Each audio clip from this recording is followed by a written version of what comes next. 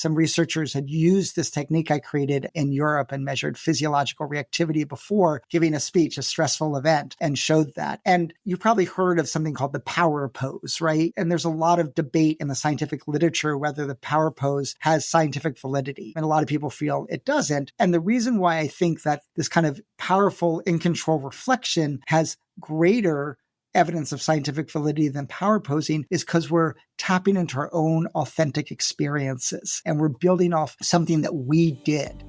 Hey, I'm Kwame Christian, and you are about to step into the world of Negotiate Anything, the #1 negotiation podcast in the world where we teach you how to make difficult conversations easier while getting more of what you want in the process. Each episode is packed with practical tips and strategies from the experts. We delve into negotiation, conflict resolution, and leadership skills that are crucial in both business and in life. Whether you're closing a deal, managing a team, or navigating personal relationships, Negotiate Anything provides you with the tools you need to succeed. Our conversations are real, relatable, and most importantly, rooted in practicality. So if you're ready to transform your conversations and elevate your negotiation skills, join me on Negotiate Anything. Subscribe and listen on Apple Podcasts, Spotify, or wherever you love to listen. Let's make every conversation a winning negotiation. Adam, thanks for joining us today. It's my honor and privilege. I'm so happy to be here. Well, you stole my words. I was going to say it's my honor and privilege, my friend. So thank you for that. And how would you get us started by telling us a little bit about yourself and what you do? I'm Adam Galinsky. I'm a professor at Columbia Business School. I am also an author of a new book coming out called Inspire, and I am a social scientist researcher.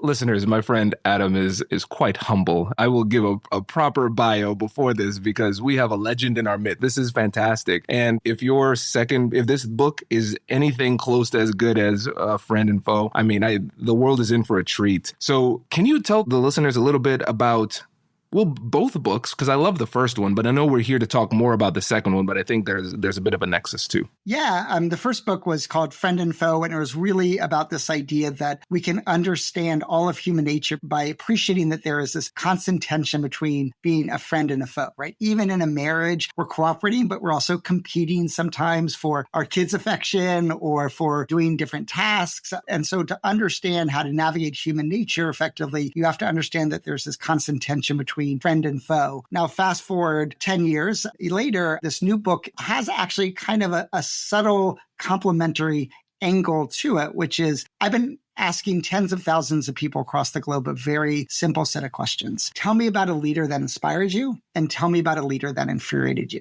And what I've done is I've analyzed these tens of thousands of examples, and I've come to 3 epiphanies or fundamental insights about human nature. And the first, and that gets back a little bit to the friend and foe idea, is that the inspiring person and the infuriating person are mirror images of each other. So just to give you 2 examples, the inspiring person is courageous, right? The infuriating person is cowardly. The inspiring person is generous, right? They share credit with others, right? The infuriating person steals credit and takes credit for everything. And so we can start to see that there is kind of this continuum between being inspiring and infuriating. The second insight is that this continuum is made up of 3 universal factors. There's not a single inspiring and infuriating characteristic that's not mentioned on every continent and every country in the world. Now, what are those 3 universal factors? They are being visionary, which is how we see the world. They are being an exemplar of desired behavior, how we are in the world. And they are being an aspiring mentor, which is how we interact with others in the world. Now, the reason why these are the 3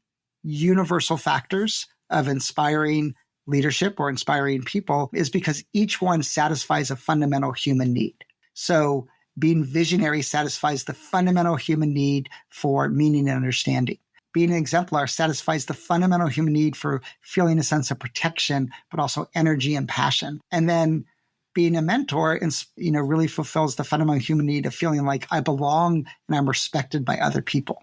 And then the third insight is maybe the single most important one, which is because there is a universal set of inspiring characteristics, those can be learned, they can be developed, they can be practiced, they can be nurtured so that we can become more inspiring. We are not born as inspiring or infuriating individuals. It is our current behavior that inspires and infuriates. So that has two really dramatic implications. First of all is we never achieve perfection or inspiring apotheosis, right? We're always going to fall back towards the infuriating side of the spectrum at various points. Just as a parent, I was probably infuriating my kids 6 times in the last week, right? But the good news is that even if we're infuriating today, there's a path for us that could become more inspiring tomorrow. And so because inspiring leaders aren't born, because they're made, because we can learn, we can always become more inspiring tomorrow than we were today.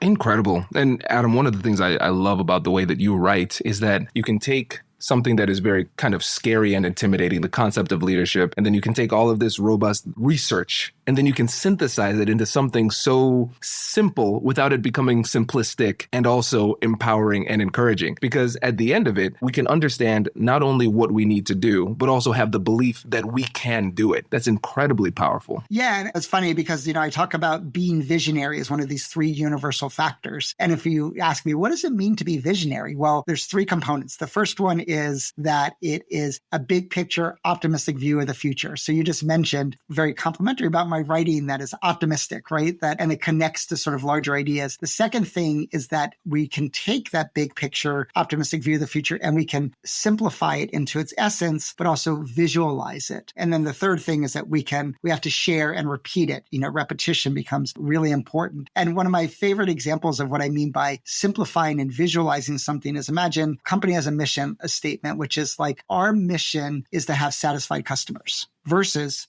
our mission is to make our customers smile. Now, smile is more visual. And so what research has shown, Drew Carton of Wharton has shown this, that when you use that more visual language, people become more engaged, more motivated, more inspired. And so hopefully that's what I try to do in my writing is to have a big picture, optimistic view of the future that I simplified so people could process it and try to write it in a compelling and engaging way. This is personally quite helpful. I'm at a speakers conference learning how to craft your message more effectively. And now I'm going to come back with all of these new tricks. Everybody's going to wonder, where did I go to get this new information? This is fantastic. And Adam, when I think about this and I think about the listeners out there, I think we have people who are leaders and aspiring leaders. And in whatever way, we are all leading people in different ways, in our own way, in our organizations, our families, whatever it happens to be. Now, when we think about this, I'm not sure how many everyday leaders think about themselves through the lens of inspiration. And it sounds like we're really missing out on a lot of persuasive value when it comes to our leadership when we don't consider inspiration. So can you speak to the everyday leader who might not think through this lens and help them to understand the value of it? I think sometimes people don't think about themselves as leaders when they are leaders, right? And so one of the most important things that I think what leadership really about is, are people looking up to you and paying attention to your behavior, right? So oftentimes when we're in a position of authority, people are paying attention to us because we have power and they want to make sure that they get the outcomes they want. So they have to pay close attention to us. But even when we respect someone or look up to them, their words have a great impact on us. So I coined a phrase, and it's the opening chapter of the book, called the leader amplification effect, right? And the leader amplification effect is that anytime that people are paying attention to you, and from psychology, we know that when people pay attention to something, it amplifies its impact and intensifies the reactions that we have to that. I could have called it maybe the leader intensification effect too, right? And so the idea is that when people are attending to your behavior and your behavior matters to them, because they respect you or because you have power, whatever you say and do really, really impacts people. So I'll give you one example. My first day as a doctoral student, 1993, my first class, 3-hour class, 10 other students, there was 11 of us submitted into the PhD program at Princeton University in psychology. It was with Danny Kahneman, who would one day win the Nobel Prize in economics. And I raised my hand, I said something I thought was insightful. And I still remember 30 years later, the 4 things Danny did that day: crossed his arms, shook his head, scrunched up his face and said, "That's not right at all." And, the rest of the class, he then smiled and moved on, and the rest of the class did too, but I was like frozen in place. Like I was mortified, right? That offhand comment for him was just like, "That's not right at all," right? It was like humiliating criticism. But 6 weeks later, I was just walking down the hallway and I see Danny Kahneman, and Danny says over his shoulder, he says, "Hey, Adam, I love reading your reflection papers. You're a great writer." and they turned the corner. And I was filled with so much energy, I literally skipped down the hallway. And Danny Kahneman doesn't remember these comments. I wrote about them in the New York Times in 2015. And he wrote to me an email. He's like, I'm a monster. It's like, but he's like, he doesn't remember it because they were insignificant to him, right? But they were deeply impactful to me because I looked up to him. Recently, I had an example with one of my sons.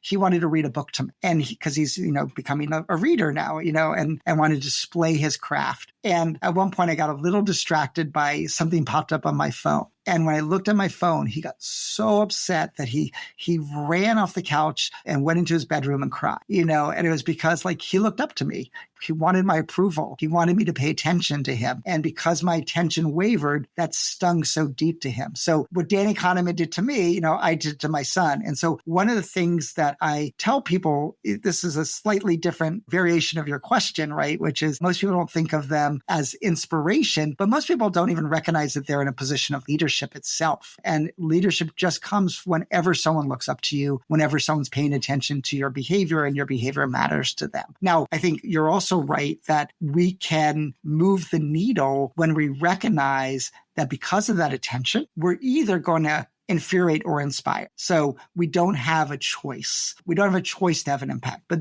we have a powerful choice on whether we use that attention for good or bad, right? And so Danny Kahneman's a good example. Imagine Danny Kahneman once a week said, I'm going to reach out and compliment one of the PhD students, something I thought they did good. They did a good comment last week. He's going to transform their life, and it probably cost him 2 minutes. And so one of the things that I teach people is I say, if you want to inspire people, praise them for things that are praiseworthy. So what I mean by that is be specific, be calibrated, right? But when you see someone do something good, let them know. And I actually teach people something interesting.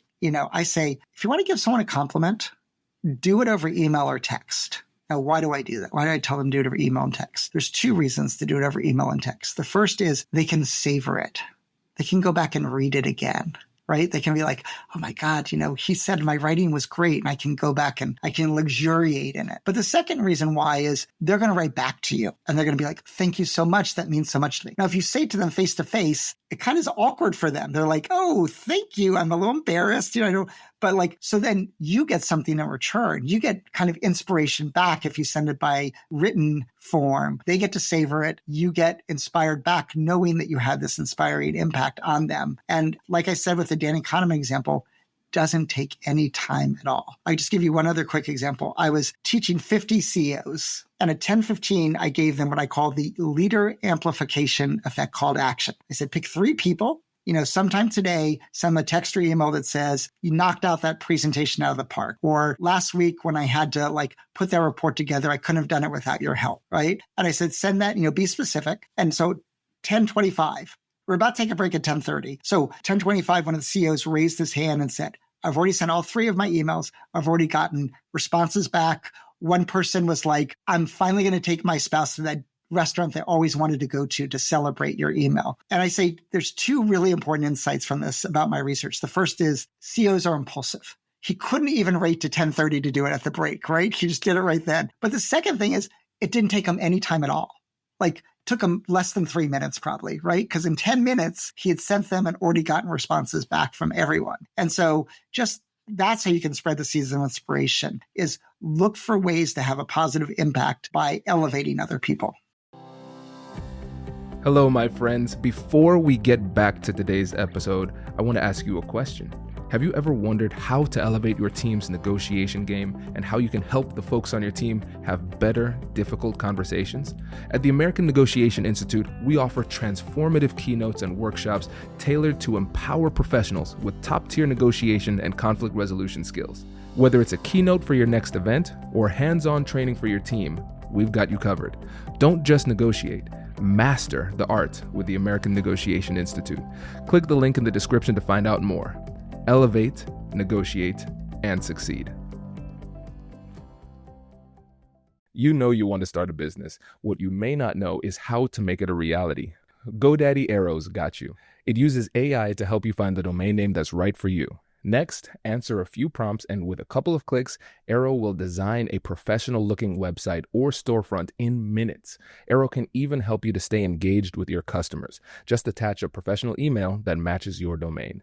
With GoDaddy Arrow, you can build a business without having to know a thing about this stuff. Just visit GoDaddy.com to get started. That's GoDaddy.com. Premium features require paid subscription. See terms on site.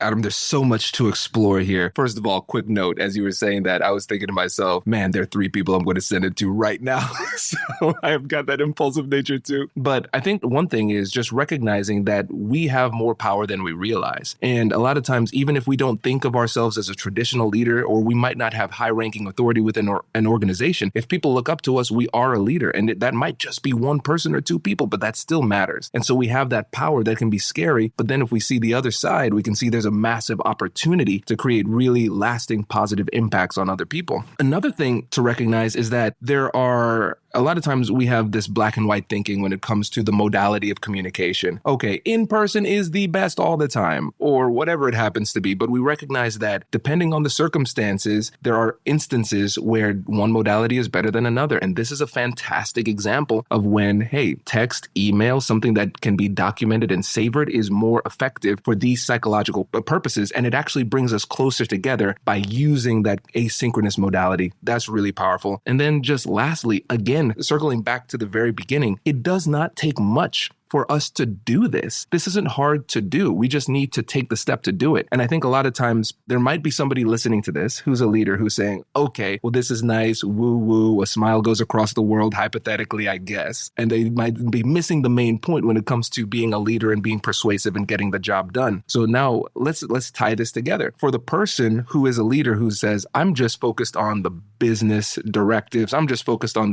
trying to get the people from here to there and changing the way that they think, let's really hammer home why it's so important to have this fundamental understanding of inspiration and the power of positivity in relationships. Yeah, I mean, again, one of the things I said earlier is that being visionary, really satisfies the fundamental need for meaning and understanding. Being exemplar satisfies the need for that sense of protection, right? And then we see that, politicians talk about, I will protect you, right? Like, I will look out for you. And then being a mentor is that fundamental needs for belonging and feeling respected by people out in the world. And we can transform people's lives. Now, we also need to attend to our own experiences. So one of the things that I've shown in my research, and I have a paper that's just, coming out in one of the top psychology journals in the world that I worked on for a very long time and I'm very proud of. But we basically show that when people feel insecurity, they become what we call stingier. Right? They become stingy in sharing credit. They want to put blame on other people. They become defensive, right? And so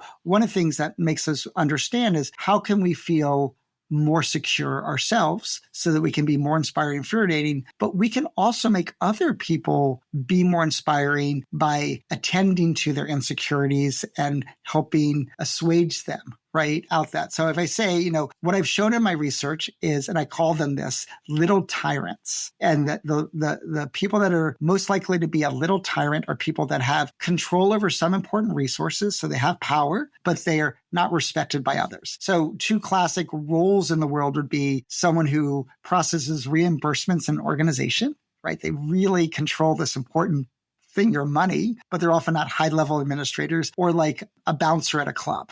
Right? They control this really valuable resource, entry into this club, but they're not very well respected. But one of the reasons why we dislike these people so much is they actually treat us badly, because what I've shown in my research is that when we have low status, we feel disrespected and that makes us angry. But because we control that resource, we can act out against other people. So one of the best things we can do is make that person feel respected. So as one example, when I was at Northwestern, we had a person in charge of reimbursements, and she was like the soup Nazi on Seinfeld. Like if you didn't hand her the form in the right way, she would freak out. And she literally had red tape, like across her cubicle saying like, this is, do not cross this red line. But she had kidney issues. She couldn't travel and, also financially probably, but she loves snopes. And so what I and some other people realized is that wherever I went in the world, I would always get her a snow globe from that place. I'd bring it back and I'd say, oh, I was in Morocco and I saw this snow globe, or I was in Sydney, Australia. And I, was at here's a snow globe of the Sydney Opera House.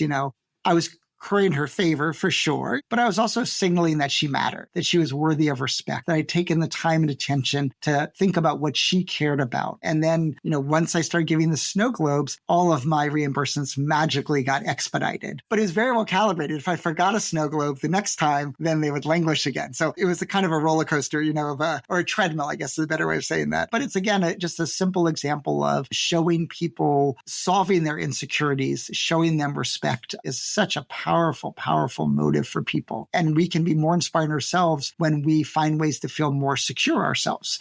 Oh, this is fascinating because we have two things that I want to explore here first. First thing is the power of self-work. And then the second thing is the misconception of persuasion versus manipulation. So when it comes to the self-work, we're recognizing that our insecurities, if we don't do anything about them, if we don't work to build ourselves up and address these challenges, it is going to manifest into problems not only for ourselves, but to other people as well. And then on the other side too, there are some people who listen and they might say, Adam, I'm vibing with this. I agree with everything that you're saying, but there's a part of me that does not feel comfortable doing this because isn't this manipulation? Isn't it a situation where I'm just doing this to get what I want? Isn't there something icky about that? Can you speak to that fear that some people have when it comes to persuasion? Yeah, I'll say, let me answer the second question first about persuasion as inspiration versus manipulation, right? That's sort of one way that you could think about it. And I think that there's something different between, I like to say that you can be strategic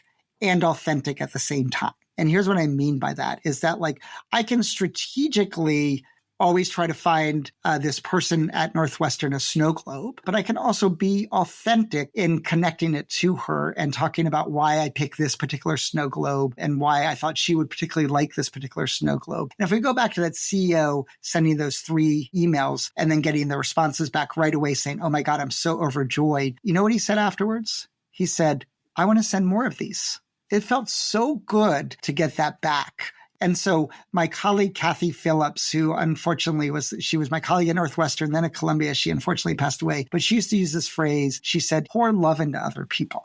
Let's pour love into other people. But she won an award once and she said, in her speech, people associate me with this phrase, pour love into other people. But I have to tell you, I pour love into other people because I desperately need love poured back into me. And I learned the best way to get love is to give love. Right. And so I don't, I can see why some people would see it as manipulative, but I think there's a difference between being strategic and being manipulative or seeing the bigger picture. Right. I know that when I reach out to others in an inspiring way, they're going to reach out to me in an inspiring way. So you could say it's all, it's like Phoebe on Friends when she wanted to have true altruism and realized that every time she did something for someone else, she felt good about it. She wanted to just feel bad about it, and that would be altruistic. It's we are, as humans, want other people to be happy. And it gave me joy, true, genuine, authentic joy that I made this person at Northwestern's life a little better by bringing her a snow globe. And I was also happy that I got my reimbursements expedited too. Now, I want to go back to, the first part of your question. Now, remind me what it was again. Sorry. Oh, about the insecurity. It was a poorly worded question. I'm so excited. So about insecurity, doing your own self-work. Yeah. So how do we solve our own insecurities? So I just said that to you. It's we can solve other people's insecurities, but we can solve our own. And I want to just tell you about 2 techniques that I've used that have been incredibly powerful. So let's take the insecurity of losing your job. There's one of the 5 biggest stressors in the world is being unemployed. Increases depression, anxiety, even suicide rates, right? Makes people feel dislocated from the world, right? We worked with a Swiss employment agency. So in Switzerland, when you get employed to get any unemployment benefits, you have to go to an employment agency in person. And we did a little experiment. And this is something that we require every MBA student to do at Columbia when they, in the first week, get their MBA. But we asked people to reflect on their values. And we said, we want you to reflect on your values, pick 4 to 5 values that are most important to you, but also put them into a hierarchy.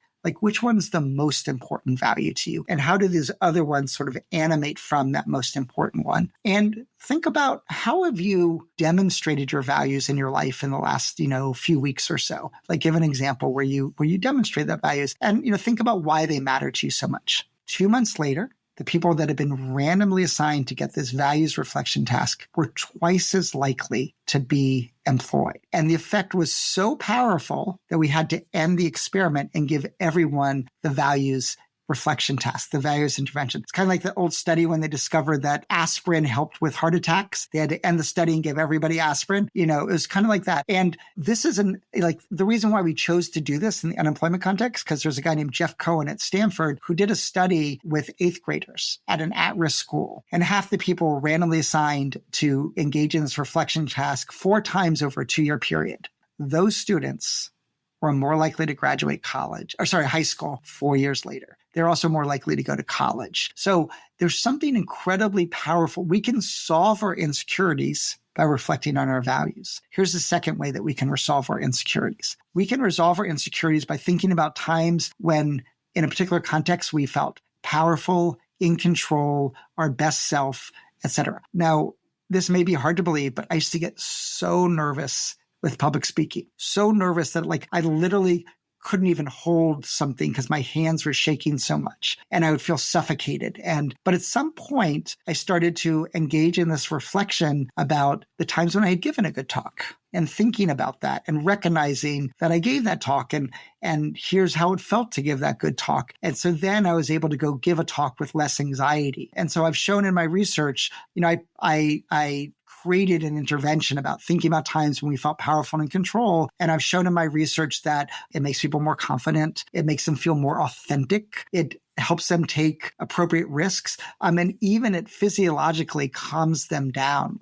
Some researchers had used this technique I created in Europe and measured physiological reactivity before giving a speech, a stressful event, and showed that. And you've probably heard of something called the power pose, right? And there's a lot of debate in the scientific literature whether the power pose has scientific validity. And a lot of people feel it doesn't. And the reason why I think that this kind of powerful, in control reflection has greater evidence of scientific validity than power posing is because we're tapping into our own authentic experiences and we're building off something that we did right in the past rather than just trying to hold a pose, right, which may feel awkward for some people. And so those two reflections, thinking about your values, how you've demonstrated them, why they mattered, or thinking about, let's say, a time when you did this task and you were in control and you were the best version of yourself on this task. Both of those solve our deep insecurities and make us more inspiring. It's amazing. And Adam, again, going back to what we talked about at the beginning, this is all doable stuff. And so listeners, first of all, just a little aside here. If you're somebody who is very nervous before a speech, just know you too can have a TED Talk with millions of views if you can work to overcome that like Adam. And then secondly, I love how you've been able to operationalize overcoming our insecurities too, because you've really diminished the excuse of what it takes to overcome insecurities. Because when we think about it, it's something that's big and scary that we've been dealing with for a long time. We might overestimate the amount of work that it takes to start chipping away. It will take a lot of work, but you're recognizing that there are things that you can do today to start chipping away at those insecurities. And I love that we're essentially, would it be fair to say this is a positive priming type of exercise that we're doing? Yeah. That's the exact word, is priming. We're priming, in some ways, our best self and bringing it online, if you will. And I think, one thing I want to stress, though, is that, and this is really important, is you want to find out what works authentically for you, right? And there's different things that work. And I'll just mention, the experience. I gave this TED Talk at New York TEDx, and it was going disastrously. I was doing practice talks and they weren't going well. And here was the problem. I cannot memorize a script. That's just not who I am as a person, right? Some people require memorizing a script. I had a PhD student of mine who would memorize every one of his presentations, but he seemed so natural and spontaneous up there. But he said for him, the only way to deal with anxiety is to do it. So with the TED Talk, the reason when it finally went well is at some point after the 6th or 7th practice of it just not going well, I did it in front of my whole department. And I was just I realized, okay, I got to throw away the script. And so this is what I did. Instead of having a script under each slide, I had 1 or 2 words that would activate for what I wanted to say. So I just needed those 2 words to and then I could say it in a spontaneous way that worked for me. And it's just different things. When I started teaching, I was given a mentor who'd won, legions of teaching awards, but he used to stand like this and talk like this. And so the first time I taught, I put my hands together and I talk like this. And I felt like such a awkward, inauthentic buffoon. And then later I realized, okay, I'm going to be animated. I'm going to go across just found the style that worked for me. The same thing with mantras, right? It's like, I always love in Tin Cup when Kevin Costner says dollar bill before he swings, or Ted Lasso, right? Barbecue sauce right before he throws the dart, or at another point in the movie. So, part of it is, what's the thing that works for you? And that's the thing that really matters. That is so good. To me, it's sparking a whole different conversation for a whole different podcast interview with you, but I know you're busy on this book tour. Adam, I really appreciate you coming on the show today. And before you go, can you please remind the listeners again about the work you do and the book you're promoting right now? Sure. I'm Adam Galinsky. I'm a social scientist at Columbia Business School, and I have a book called Inspire, the Universal Path for Leading Yourself and Others. Another subheading we almost had was the universal path for transforming yourself and others. And I'll just say one thing about the book. We talked about some people don't recognize that they're leaders, right? But here's the thing about the book. Everything in the book will help you be a better parent, a more inspiring parent, a less infuriating parent, a better spouse, a more inspiring colleague, a more inspiring friend, a more inspiring person when your flight gets canceled, right? And so what you're going to discover is that when you put inspiring energy out there, you will receive inspiring energy back, and your life is going to be better, and the life of everyone around you is also going to be better. Amazing. Adam, thank you so much for joining us. Really appreciate it. Oh, it's my honor, my privilege. Wait. Now, before you sign off, I have something to tell you that I've never told you before. Just kidding. I've told you before, but you should listen to it again. I want you to know about Negotiate Anything Premium. Imagine all of the things that you love about our traditional feed, plus so much more. I know you like our traditional feed because you're at the end of the episode. And with Negotiate Anything Premium, you'll get more bonus content you've been asking for, more of the expert insights that you can't get anywhere else, and more exclusive behind-the-scenes access into every conversation. Are you ready to get more of what you want out of your life, career, and every conversation? With Negotiate Anything Premium, you'll have access to more high-level, custom-designed content and insights, giving you the tools you need to negotiate higher salaries, better deals, and better relationships in your life and career. Once I had a listener share that Negotiate Anything helped her to negotiate a $53,000 raise. Could this be you? What would that mean for your life?